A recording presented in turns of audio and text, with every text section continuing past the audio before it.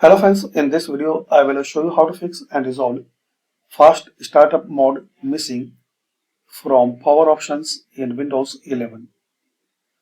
So to resolve this problem, search CMD,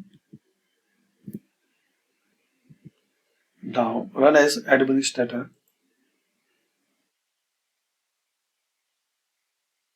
It will ask permission, so click on yes.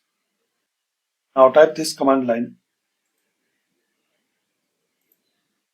power cfg space minus restore default schemes, then press enter. Now exit and restart your system. After restart, still you are facing problem, so you can try second method. Same, open CMD and run as administrator.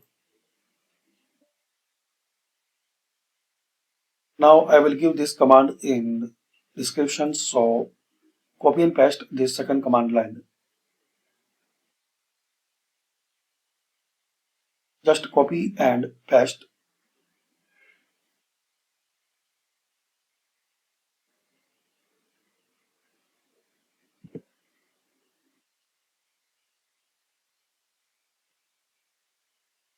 Now exit and restart your system.